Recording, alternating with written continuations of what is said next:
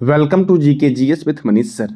आज 11 अप्रैल 2023 है और आज के जितने भी महत्वपूर्ण करंट अफेयर होंगे वो हम इस वीडियो में डिस्कस करेंगे। साथियों, इस वीडियो का पीडीएफ आपको टेलीग्राम पे मिलेगा जिसका लिंक वीडियो के डिस्क्रिप्शन बॉक्स में है। तो आइए शुरू करते हैं आज का महत्वपूर्ण करंट अफेयर।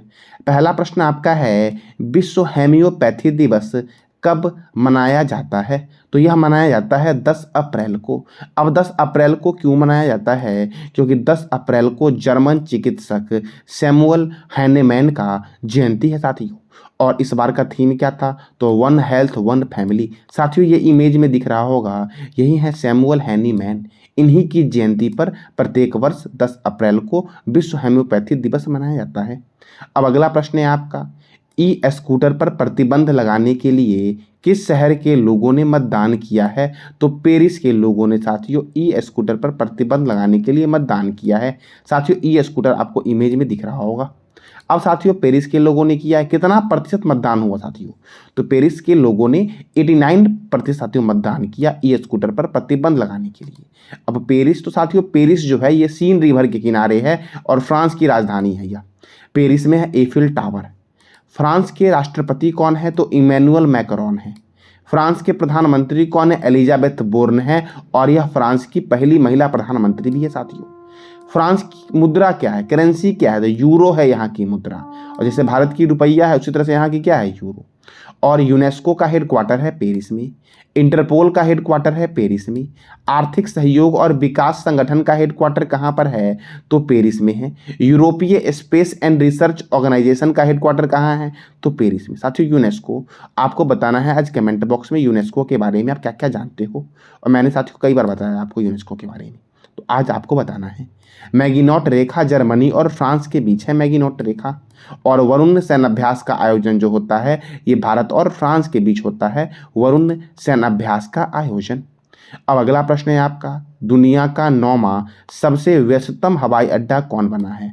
तो दुनिया का 9वां सबसे व्यस्ततम हवाई अड्डा है इंदिरा गांधी अंतर्राष्ट्रीय हवाई अड्डा। ये इंदिरा गांधी अंतर्राष्ट्रीय हवाई अड्डा कहाँ पर है? तो ये इंदिरा गांधी अंतर्राष्ट्रीय हवाई अड्डा है नई दिल्ली में। कहाँ है साथियों? तो न्यू दिल्ली में ये इंदिरा गांधी अंतर्राष्ट्रीय हवाई अड्डा है। साथियों, अब बात करते हैं कि प्रथम स्थान पर साथियों कौन रहा है इसमें। तो प्रथम स्थान पर रहा ट्रसफील्ड जैक्सन। कौन सा रहा है? तो ट्रकफील्ड जैक्सन अटलांटा इंटरनेशनल एयरपोर्ट प्रथम स्थान पर है। दूसरे स्थान पर साथियों है डालसा फोर्ट वर्थ एयरपोर्ट। और तीसरे स्थान पर है शिकागो ओहरे एयरपोर्ट, ये तीसरे स्थान पर है। तो साथियों, अगर मैं पूछूं कि भारत का कौन सा हवाई अड्डा दुनिया के सबसे व्यस्त हवाई अड्डे की सूची में 9वें स्थान पर आया है? तो इंदिरा गांधी अंतर्राष्ट्रीय हवाई अड्डा जो नई दिल्ली में है। पहले स्थान पर कौन है? तो ट्रसफील्ड जैक्सन अटलांटा इंटरनेशनल एयरपोर्ट है। दूसरे स्थान पर कौन है? डल्सा फोर्ट वर्थ एयरपोर्ट है। और तीसरे स्थान पर कौन है? तो शिकागो ओहरे एयरपोर्ट जो है ये तीसरे स्थान पर है। अगर मैं आपसे पूछूं कि दुनिया का सबसे खूबसूरत और सबसे अच्छे एयरपोर्ट कौन है? तो सिंगापुर का चांगी एयरपोर्ट जो है ये दुनिया का सबसे खूबसूरत एयरपोर्ट है और सबसे अच्छा एयरपोर्ट साथियों है चांगी एयरपोर्ट। कहाँ पर है? तो सिंगापुर में है। अब अगला प्रश्न है, अश्विनी वैष्णव ने किस राज्य में गो ग्रीन गो ऑर्गेनिक कवर जारी किया है साथियों? तो सिक्किम में साथियों अश्विनी वैष्णव के द्वारा गो ग्रीन गो ऑर्गेनिक कवर जारी किया गया है। साथियों, अब सिक्किम के द्वारा किया गया है तो सिक्किम से क्या क्या प्रश्न बनते हैं आपके एग्जाम में? तो सिक्किम की राजधानी है गैंगटॉक। साथियों, सिक्किम के गवर्नर कौन है? तो इसका जवाब देना है कमेंट बॉक्स में आपको। सिक्किम के मुख्यमंत्री हैं प्रेम सिंह तमांग। सिक्किम की स्थापना हुई 16 मई 1975 को और यह भारत का 22वां राज्य है। सिक्किम साथियों पहले यह एक देश था। सिक्किम पहले देश था जहां पर चोंगयाल वंश का शासन था। कौन से वंश का? चोंगयाल वंश का। और सिक्किम को 35वां संविधान संशोधन 1974 के द्वारा भारत का सह राज्य बनाया गया और 36वां संविधान संशोधन 1975 के द्वारा सिक्किम को पूर्ण राज्य का दर्जा मिला और सिक्किम की स्थापना 16 मई 1975 को भारत के 22वें राज्य के रूप में हुई। तो मैं अगर आपसे पूछूं कि साथियों कि भारत में अंतिम ऐसा राज्य कौन सा है जो भारत में शामिल हुआ? सबसे अंतिम साथियों सिक्किम। आप बोलोगे तेलंगाना, तेलंगाना भारत में शामिल नहीं हुआ है। तेलंगाना साथियों आंध्र प्रदेश से अलग हुआ है, लेकिन सिक्किम साथियों पहले एक देश था जो भारत में शामिल हुआ है। कब शामिल हुआ? 1975 में। तो अगर मैं आपसे पूछूं कि सिक्किम को सह राज्य का दर्जा कौन से संविधान संशोधन के द्वारा दिया गया, तो 35वां संविधान संशोधन के द्वारा दिया गया सह राज्य का दर्जा। और पूर्ण राज्य का दर्जा 36वां संविधान संशोधन 1975 के द्वारा दिया गया। साथियों सिक्किम में है मेमन वन्यजीव अभयारण्य। कहाँ पर है? तो सिक्किम में है। साथियों पंगलाखा वन्यजीव अभयारण्य कहाँ पर है? तो सिक्किम में है पंगलाखा वन्यजीव अभयारण्य। और कंचनजंगा राष्ट्रीय उद्यान कहाँ पर है? तो सिक्किम में है कंचनजंगा राष्ट्रीय उद्यान।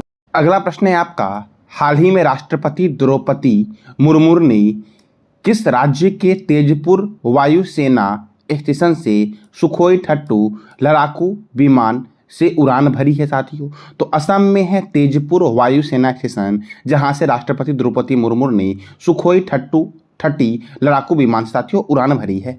अब साथियों यह असम में है, तो असम से क्या क्या प्रश्न बनेंगे उसको हम डिस्कस करेंगे। इससे पहले और भी महत्वपूर्ण तथ्य जो जानते हैं, अगर साथियों मैं आपसे पूछूं कि इससे पहले कौन से राष्ट्रपति थे जिन्होंने इस विमान को उड़ाया था, तो साथियों पहली महिला राष्ट्रपति जो थी उनका नाम था प्रतिभा पाटिल। इन्होंने साथियों 2009 में सुखोई विमान से उड़ान भरी थी। और इसके बाद द्रौपदी मुर्मू दूसरे राष्ट्रपति बने महिला में जो साथियों सुखोई 30 से उड़ान भरी है। और कहाँ से? तो असम के तेजपुर वायुसेना स्टेशन से। अब असम से, तो असम की राजधानी क्या है? दिसपुर है। असम के गवर्नर कौन है? गुलाब चंद्र कटारिया। असम के मुख्यमंत्री कौन है? हेमंत बिस्वा शर्मा। असम में राज्यसभा 7 है और लोकसभा कितना है? 14 है। साथियों राज्यसभा 7 कहाँ कहाँ पर है? और साथियों लोकसभा 7 जो साथियों है ये किस किस राज्य में है? तो ये साथियों हम देखते हैं। देखो साथियों पंजाब में। कहाँ पर? तो पंजाब में साथियों राज्यसभा जो है ये कितना है? तो 7 है। और लोकसभा कितना है? तो 17 है।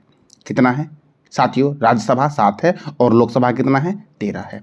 साथियों तेलंगाना के बारे में बात करते हैं, तो तेलंगाना में साथियों राज्यसभा कितना है? तो 7 है और लोकसभा कितना है? 17 है। और असम के बारे में मैंने भी जस्ट बताया कि असम में राज्यसभा सीट साथियों कितना है? तो 7 है और लोकसभा कितना है? तो लोकसभा 14 है। तो ये 3 राज्य में साथियों राज्यसभा सीट 7 है और लोकसभा सीट अलग है, जो मैं आपको लिस्ट में साथियों मैंने नोट करवा दिया साथियों। तो ये आप लोग नोट कर लेना कि यहाँ पे साथियों राज्यसभा सेम है। अब अगला प्रश्न साथियों आपका है कि मानस राष्ट्रीय उद्यान किस राज्य में है? तो असम में है मानस राष्ट्रीय उद्यान। नमेरी राष्ट्रीय उद्यान कहाँ है? असम में है। राजीव गांधी औरंग राष्ट्रीय उद्यान असम में है। चक्रशिला वन्यजीव अभयारण्य कहाँ पर है? तो असम में है। नामबोर वन्यजीव अभयारण्य असम में है। देहिंग पटकाई राष्ट्रीय उद्यान असम में है। पोवा वन्यजीव अभयारण्य असम में है। रायमोना राष्ट्रीय उद्यान कहाँ है? तो असम में है। काजीरंगा राष्ट्रीय उद्यान एक सींग वाला गेंडा के लिए प्रसिद्ध है, कहाँ पर है? असम में है। साथियों एक सींग वाला गेंडा के लिए भारत में 2 राज्य प्रसिद्ध है, एक असम और दूसरा पश्चिम बंगाल। गोपीनाथ बारदोली अंतर्राष्ट्रीय हवाई अड्डा गुवाहाटी में है। Doctor Bhupen Hazarika cricket stadium Guwahati में है। तपोवन एनजीओ को चिल्ड्रेन हैप्पीनेस अवार्ड 2023 दिया गया। किसे दिया गया? तो तपोवन एनजीओ को साथियों चिल्ड्रेन हैप्पीनेस अवार्ड 2023 दिया गया है। और तपोवन एनजीओ साथियों ये कहाँ का है? तो असम का है। अगला प्रश्न है आपका, विश्व का पहला एशियाई किंग गिद्ध संरक्षण केंद्र किस राज्य में बना है? तो उत्तर प्रदेश में बना है दुनिया का पहला एशियाई किंग गिद्ध संरक्षण साथियों। अब उत्तर प्रदेश में बना है साथियों, तो देखो कहाँ पर बना है? तो उत्तर प्रदेश के महाराजागंज में बना है। देखो पहला जटायु एशियाई किंग गिद्ध संरक्षण एवं प्रजनन केंद्र उत्तर प्रदेश के कहाँ बना पे स्थापित हुआ? तो महाराजागंज में स्थापित हुआ है। अब उत्तर प्रदेश, तो उत्तर प्रदेश की राजधानी क्या है? लखनऊ। उत्तर प्रदेश के मुख्यमंत्री कौन है? योगी आदित्यनाथ। उत्तर प्रदेश के गवर्नर कौन है? आनंदीबेन पटेल। उत्तर प्रदेश में राज्यसभा 31 है और लोकसभा 80 है। दुधवा राष्ट्रीय उद्यान यूपी में है। बखीरा वन्यजीव अभयारण्य कहाँ पर है? तो यूपी में है बखीरा वन्यजीव अभयारण्य। पीलीभीत राष्ट्रीय उद्यान यूपी में है। रामगंगा परियोजना रामगंगा नदी पर स्थित है। रिहंद परियोजना रिहंद नदी पर स्थित है। शारदा परियोजना शारदा और गोमती नदी पर है। भारतीय चीनी तकनीकी संस्थान कानपुर में है।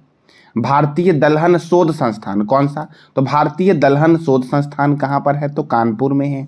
और कानपुर किस रिवर के किनारे है? तो गंगा रिवर के किनारे है साथियों गंगा रिवर के किनारे है। तो गंगा के बारे में बताना है आपको कि गंगा नदी साथियों है यह कहाँ से निकलती है? गंगा नदी कहाँ से निकलती है? और कहाँ पर गिरती है। और साथियों गंगा नदी के बारे में ऋग्वेद में कितनी बार बताया गया है, गंगा नदी का उल्लेख कितनी बार किया गया ऋग्वेद में, ये भी बताना आपको है। साथियों औद्योगिक विश्वविज्ञान अनुसंधान केंद्र लखनऊ में है, केंद्रीय औषधि अनुसंधान केंद्र लखनऊ में है, केंद्रीय वनस्पति अनुसंधान केंद्र लखनऊ में है। किसानों की आय को दुगना करने के लिए पंचामृत योजना की शुरुआत यूपी ने की। समग्र शिक्षा अभियान की शुरुआत यूपी ने की है। और खेल नीति 2023 को किसने मंजूरी दी है, तो यूपी ने मंजूरी दी है। अब अगला प्रश्न है आपका, हाल ही में गृह मंत्री अमित शाह ने किस राज्य में ब्राइवेट विलेज प्रोग्राम लॉन्च किया है साथियों, तो अरुणाचल प्रदेश में साथियों ब्राइवेट विलेज प्रोग्राम लॉन्च किया गया है।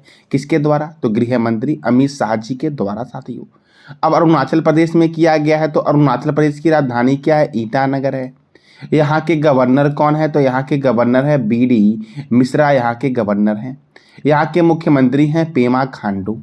यहाँ पे साथियों पखुई वन्यजीव अभ्यारण्य है, नामदफा बाघ रिजर्व है, कमलांग बाघ रिजर्व है। मौलिंग नेशनल पार्क कहाँ पर है, तो अरुणाचल प्रदेश में है। दिबांग वन्यजीव अभ्यारण्य किस राज्य में है, तो अरुणाचल प्रदेश में है दिबांग वन्यजीव अभ्यारण्य। टैली घाटी वन्यजीव अभ्यारण्य अरुणाचल प्रदेश में है। तेजू हवाई अड्डा कहाँ पर है, तो अरुणाचल प्रदेश में है।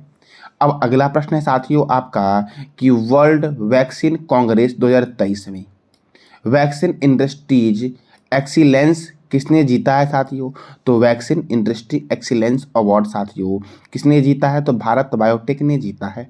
अब साथियों भारत बायोटेक ने जीता है, तो भारत बायोटेक इंटरनेशनल लिमिटेड, इसके संस्थापक कौन थे, कृष्ण एल्ला और सुचिता एल्ला के द्वारा भारत बायोटेक इंटरनेशनल लिमिटेड की स्थापना की गई थी। कब की गई थी, 1996 में की गई थी। और मुख्यालय कहाँ पर है, तो हैदराबाद में है। और हैदराबाद कौन से रिवर के किनारे है, तो साथियों मूसी नदी के किनारे है हैदराबाद।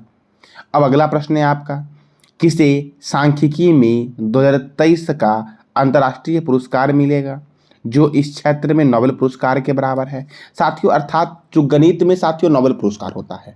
और साथियों सांख्यिकी पुरस्कार साथियों है ये नोबेल के इक्विवेलेंट माना गया है।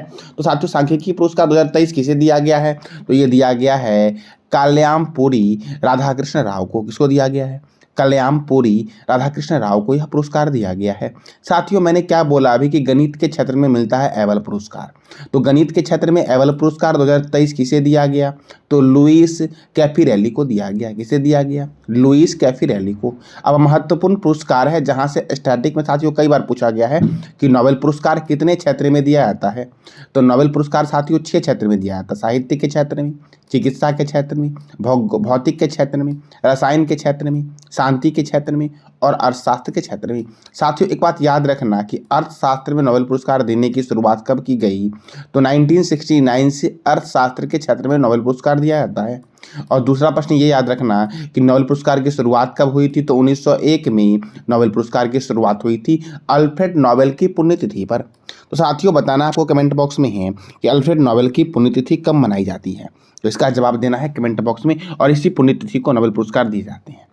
पुलित्जर पुरस्कार पत्रकारिता के क्षेत्र में दिया जाता है, ऑस्कर पुरस्कार फिल्म के क्षेत्र में, कलिंग पुरस्कार विज्ञान के क्षेत्र में, मान बुकर पुरस्कार के क्षेत्र में, तो साहित्य के क्षेत्र में मिलता है मान बुकर पुरस्कार के क्षेत्र में, तो साहित्य के क्षेत्र में। ग्रैमी पुरस्कार संगीत के क्षेत्र में, ज्ञानपीठ पुरस्कार साहित्य के क्षेत्र में, सरस्वती सम्मान साहित्य के क्षेत्र में, वाचस्पति पुरस्कार संस्कृति और साहित्य के क्षेत्र में, व्यास सम्मान साहित्य के क्षेत्र में, कबीर पुरस्कार सामाजिक और सद्भाव के क्षेत्र में कबीर पुरस्कार दिया जाता है, भटनागर पुरस्कार विज्ञान के क्षेत्र में साथियों, धनवंतरी पुरस्कार चिकित्सा के क्षेत्र में, बोरलंग पुरस्कार कृषि की पैदावार में उल्लेखनीय कार्य के लिए और BC राय पुरस्कार चिकित्सा के क्षेत्र में दिया जाता है। साथियों चिकित्सा से साथियों एक प्रश्न बनता है कि डॉक्टर दिवस कब मनाया जाता है, तो इसका जवाब देना है कमेंट बॉक्स में आपको साथियों। अब अगला प्रश्न है 2023 में नवीनतम बाघ जनगणना के अनुसार भारत में कितने बाघ हैं साथियों, तो 3167 बाघ साथियों भारत में वर्तमान में है। और ये नवीनतम रिपोर्ट साथियों 2023 में आया है, जिसके अकॉर्डिंग भारत में बाघों की संख्या 3167 है, अर्थात साथियों 75% बाघ जो साथियों पूरे वर्ल्ड में है वो भारत में ही पाए जाते हैं। अब साथियों देखो ये जो गणना किया गया है साथियों प्रोजेक्ट टाइगर, जिसकी शुरुआत हुई थी 1973 में, कब हुई थी? तो प्रोजेक्ट टाइगर की शुरुआत 1973 में हुई थी। इसकी 50वीं वर्षगांठ के अवसर पर मैसूर में प्रधानमंत्री मोदी जी के द्वारा बाघों की संख्या को बताया गया, यानी कि सार्वजनिक किया गया है। टाइगर प्रोजेक्ट साथियों, टाइगर प्रोजेक्ट की शुरुआत कब हुई थी? 1973 में। साथियों, एक था एलिफेंट प्रोजेक्ट, इसकी शुरुआत कब हुई? तो इसका जवाब देना है कमेंट बॉक्स में। और अगर पूछूं कि सबसे अधिक बाघों की संख्या कहाँ है, तो मध्य प्रदेश में है। कितने हैं? 526।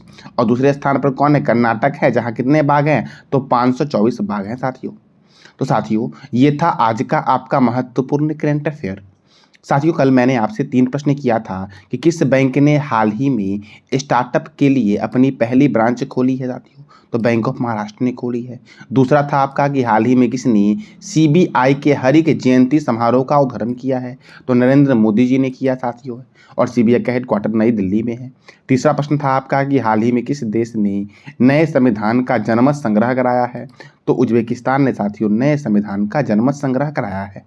तो ये 3 प्रश्न मैंने साथियों कल आपसे किया था। आज भी मैं आपसे साथियों 3 प्रश्न कर रहा हूँ, जिस तीनों प्रश्न का जवाब देना है कमेंट बॉक्स में आपको। पहला आपका है, हाल ही में किस स्पेस एजेंसी ने वायु प्रदूषण निगरानी यंत्र टेम्पो लॉन्च किया है? दूसरा प्रश्न आपका है, हाल ही में भारत के राष्ट्रपति द्रौपदी मुर्मू ने किस राज्य के काजीरंगा राष्ट्रीय उद्यान में गज उत्सव 2023 की शुरुआत की है? और तीसरा प्रश्न आपका है कि हाल ही में किस राज्य के नागरी दुबराज चावल की किस्म को जीआई टैग दिया गया है? तो इस तीनों प्रश्न का जवाब साथियों देना है कमेंट बॉक्स में आपको साथियों। तो ये था आज का आपका महत्वपूर्ण करंट अफेयर। जानकारी अच्छी लगी तो लाइक करिए, शेयर करिए और सब्सक्राइब करिए। धन्यवाद।